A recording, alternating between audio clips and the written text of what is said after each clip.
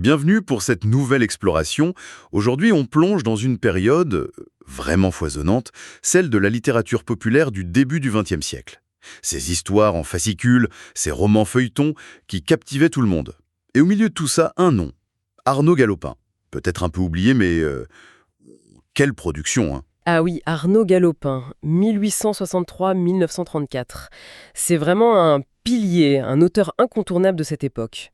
Il a vraiment façonné l'imaginaire de beaucoup de lecteurs, surtout les jeunes. Son parcours est assez typique en fait, il vient du journalisme. Comme beaucoup à l'époque, non? Exactement. Le journalisme menait souvent à la fiction populaire, et lui s'est lancé à corps perdu dans l'écriture de romans. Et c'est justement cet auteur et son univers qu'on va essayer de mieux cerner aujourd'hui. On va s'intéresser plus particulièrement à l'une de ses dernières séries, mais aussi une des plus emblématiques, Le Petit Détective. Prêt? Alors, pour commencer, Galopin, qui est-il vraiment au-delà de ce nom? C'est un peu l'archétype de l'écrivain populaire de l'époque, très prolifique, une machine on peut dire. Après ses débuts de journaliste, il a un peu cherché sa voie. D'abord des œuvres historiques. Ah oui, ça surprend un peu connaissant la suite, hein. Oui, mais très vite il a trouvé son créneau. Le fantastique, l'aventure et surtout le roman policier qui commençait à exploser. C'est là qu'il a trouvé son public. Un public immense. Et quand on parle de public immense, on parle aussi d'une production hallucinante, c'est ça? Les chiffres sont assez fous. Ah oui, hallucinante, c'est le mot. On le décrit comme un pourvoyeur principal de la littérature populaire. Et ce n'est pas exagéré. Rien que pour Le Petit Détective, la série dont on va parler, 83 fascicules. 83. Oui. Et on estime que ça fait quelque chose comme 800 000 mots. 800 000 mots pour une seule série. C'est énorme. Pour donner une idée, c'est plus long que Les Misérables de Hugo. C'est vertigineux. Ça donne une idée du rythme de travail. Exactement. Et attention, ça c'était juste une partie de son œuvre globale. Oui. Il faut vraiment l'imaginer comme ça, une sorte de machine à écrire humaine. Il produisait des milliers de mots par jour. Il fallait bien alimenter les presses, satisfaire ce lectorat qui était très demandeur de ces histoires pas chères, addictives quoi. C'était un peu les séries Netflix de l'époque, attendues chaque semaine. D'accord. Et à part Le Petit Détective, il y a d'autres choses à retenir? D'autres personnages? D'autres séries qui ont marqué? Oh que oui. Son univers est très large. Il a eu un succès fou avec des séries pour la jeunesse comme Le Tour du monde de Deux Gosses. Ça a marqué des générations. Ou encore Un aviateur de 15 ans. L'aviation, c'était le grand truc de l'époque, ça fascinait. Et des personnages récurrents? Des héros? Oui, bien sûr. Il a créé des figures assez fortes. Edgar Pipe, par exemple. Edgar Pipe. Oui, une sorte de gentleman cambrioleur. Très inspiré d'Arsène Lupin, évidemment, mais avec sa propre touche. Et puis il y a Alan Dixon, le roi des détectives américains, comme il était présenté. Un autre enquêteur qui a eu pas mal d'aventures. Galopin savait créer des personnages forts, des archétypes, et les faire durer. C'est fascinant cette tension entre la quantité énorme qu'il produisait et la qualité, la capacité à captiver. Comment il faisait? C'était quoi son secret à votre avis? Sachant qu'il ne devait pas beaucoup se relire. C'est la grande question. On peut imaginer, oui, une forme d'écriture un peu automatique, dictée par l'urgence. Mais ce serait un peu simple de dire ça. Galopin, il avait indéniablement une plume très fluide, un vrai sens du récit, et une imagination débordante. Il savait ferrer le lecteur tout de suite, maintenir un certain suspense, même simple, et surtout enchaîner les péripéties sans arrêt. Un style très direct, donc... Très direct, très visuel, orienté action. Peut-être que cette production à la chaîne a forgé ce style ultra efficace, sans fioritures, fait pour l'évasion immédiate. Et son impact aujourd'hui, est-ce qu'il reste quelque chose de Galopin? Bon, son nom est moins connu que celui de Leblanc ou Gaston Leroux, c'est vrai, mais son influence sur la littérature populaire, surtout jeunesse, elle est là. Il a aidé à fixer les codes du roman d'aventure, du policier en feuilleton, et surtout il a donné le goût de lire à des milliers de jeunes avec des héros auxquels ils pouvaient s'identifier, des aventures qui faisaient rêver ou frissonner. C'est un héritage moins visible peut-être. Très intéressant. Alors, revenons à cette série phare, Le Petit Détective. Concrètement, ça ressemblait à quoi pour le lecteur? Alors, il faut imaginer, chaque semaine, on allait chercher son petit fascicule. 83 numéros en tout, 16 pages à chaque fois. 16 pages seulement? Oui, mais du texte très dense, imprimé en double colonne, pour rentabiliser le papier, quoi. C'était économique, populaire. Et puis, très important, les illustrations. La couverture, souvent très colorée, très dramatique pour attirer l'œil, et quelques dessins à l'intérieur. C'était Louis Maîtregin qui faisait ça. L'image, c'était crucial. D'accord. Et c'était sa dernière série, vous disiez? Oui, c'est la dernière grande série qu'il ait écrite. Ça l'a occupé jusqu'à la fin de sa vie. Et qui disait ça? Le titre, Le Petit Détective, ça fait penser aux jeunes, non? Oui, c'est une nuance importante. À l'époque, clairement, avec un héros ado, on visait la jeunesse. Mais la frontière était plus floue qu'aujourd'hui. Et puis, honnêtement, quand on relit ça maintenant, la qualité du récit, le rythme, l'ambiance, ça plaît aussi aux adultes. Ce n'est pas simpliste, c'est de l'aventure, de la vraie.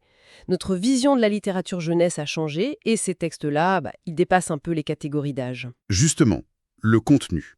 C'est étiqueté détective. Mais c'est quoi comme histoire? On est dans l'enquête pure et dure, façon Sherlock Holmes? Pas vraiment, non, c'est plutôt un mélange, très réussi d'ailleurs. Roman policier et roman d'aventure. Bien sûr, il y a des mystères, des enquêtes, mais l'accent est mis très très fort sur l'action. Les poursuites, les évasions, les bagarres. Le rythme est trépidant. On dit 100 ans mort, et c'est vrai. Donc plus aventure que polar cérébral? Exactement. Plus proche du roman de KPDP transposé au XXe siècle que de l'enquête en fauteuil. L'intrigue policière, c'est souvent le moteur pour lancer une cascade d'aventures. Et ça se passe où? Dans quelle ambiance? C'est très parisien, mais attention, pas le Paris des cartes postales, hein. Ah non? Non, Galopin utilise Paris et sa banlieue comme un immense terrain de jeu, mais un terrain dangereux. On va partout, des beaux quartiers comme Passy où habite un des héros, mais aussi et surtout les quartiers populaires comme Belleville ou des zones plus interlopes, les Fortifs, le bois de Vincennes, l'île de la Jatte, Saint-Germain. C'est un Paris de nuit, un peu glauque, où traînent les apaches, les criminels de la Belle Époque. D'accord. Il utilise même l'argot pour faire plus vrai, plus immersif. Le danger est partout, à chaque coin de rue. C'est une vision assez sombre finalement et très dynamique de Paris. Ça donne envie de rencontrer les personnages. Alors, qui est ce fameux petit détective Jean Tixier? Jean Tixier, c'est le cœur de la série. Le jeune héros. Il a 15 ans, il est décrit comme très courageux, débrouillard et super sportif. Il ne vient pas d'un milieu aisé, au contraire, plutôt modeste. Son père est mort et il essaye d'aider sa mère et sa petite sœur. Voilà. Et comment devient-il détective? Par hasard, en fait, il surprend une bande de criminels, les célèbres As de carreau, en pleine action, ou plutôt en préparatif. Il prévient la police, il participe même à une arrestation, mais il se fait enlever par la bande. Vengeance, quoi. Ah, le coup classique. Et il s'en sort, bien sûr. Évidemment, il s'échappe de façon assez incroyable, et il continue d'aider la police. C'est là qu'il se fait remarquer par un vrai détective, un pro très connu, Gaston Servier. Servier est impressionné par le gamin, son courage, son intelligence. Il le prend sous son aile. Jean devient son secrétaire, son assistant, son apprenti détective. Et il apprend vite. Oui, il développe ses talents naturels. L'observation, la bravoure, parfois un peu trop, il est un peu tête brûlée, et même le déguisement. Bon, des trucs simples, hein, il se colle une fausse moustache pour suivre quelqu'un. Excellent. Et il a son chien, Rick, un chien fidèle qui le sauve souvent. Et puis il y a la dimension familiale, le souci pour sa mère, sa sœur. Ça ajoute une touche mélo, très typique du feuilleton. Et face à ce jeune un peu fougueux, il y a le mentor, Gaston Servier. Lui, il est comment le détective classique, cérébral? Servier, il est plus complexe. C'est vrai. C'est le détective célèbre, l'homme d'expérience. Calme, réfléchi. Sa grande force, c'est la logique. L'observation hyper minutieuse. Il examine des indices minuscules, un masque de cire, un bout de tissu, et il en tire des conclusions. Et c'est aussi un maître du déguisement. Là, c'est plus spectaculaire. Barbe, perruque, vêtements, il peut se transformer complètement. Est-ce qu'il utilise les techniques modernes de l'époque? Le téléphone, l'auto? Ah oui, tout à fait. Le téléphone, c'est essentiel pour communiquer vite. Et il a une voiture performante, indispensable pour les poursuites. Et il y en a beaucoup, hein. Il a aussi tout un réseau, des indiques dans le milieu, comme un certain Fredo, des contacts à la sûreté et l'inspecteur Rossignol, son domestique dévoué, Albert. Il travaille de façon méthodique. Il fait des dossiers sur les criminels. Il a une base, un QG? Oui, un appartement assez cossu, rue du Docteur Blanche, à Passy. Ça contraste pas mal avec les bas-fonds qu'il explore pour ses enquêtes. Et j'imagine qu'il est en danger constant, lui aussi, hein? Oh oui, constamment. Sa réputation en fait une cible numéro 1. On raconte plein de tentatives d'assassinat contre lui, des pièges super inventifs, parfois mortels, comme ce lit truqué qui devait l'écraser. Sa vie est toujours menacée. D'accord. Ce qui est intéressant, c'est vraiment ce duo qu'il forme avec Jean. L'expérience contre la jeunesse fougueuse. Et pour le rendre plus humain, on apprend que Servier est un violoniste amateur. Il a même un amati, un violon très précieux. Ça le rend moins froid, plus attachant. Un duo de choc, donc. Mais pour que ça fonctionne, il faut des méchants à la hauteur. Ils sont comment, les ennemis, dans Le Petit Détective? Ah, les méchants!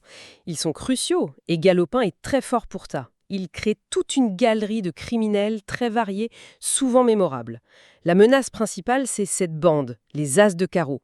Très organisée, elle revient tout le temps. On dirait qu'on n'en finit jamais avec eux.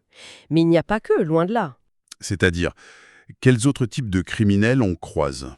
On trouve de tout, des chefs de bande, un certain comte de Santa Piera qui se fait aussi appeler Olivares, un nommé Marcas, ou encore l'ingénieur, un type mystérieux.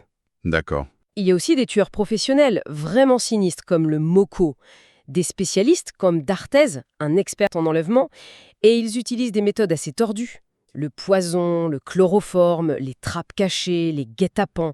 La menace est partout et souvent brutale. Et ils opèrent comment? C'est juste de la violence directe? Pas seulement. Il y a la violence, oui, mais aussi beaucoup de ruses, de plans compliqués. Le fait d'être en bande, comme les As de carreau, ça leur donne des moyens. Mais Galopin met aussi en scène des solitaires, des criminels qui agissent seuls. Eux, ils sont plus imprévisibles. Leurs plans peuvent être très sophistiqués. Donc c'est une lutte difficile pour les héros. Très difficile, oui. C'est un défi constant. Il ne suffit pas de résoudre une énigme.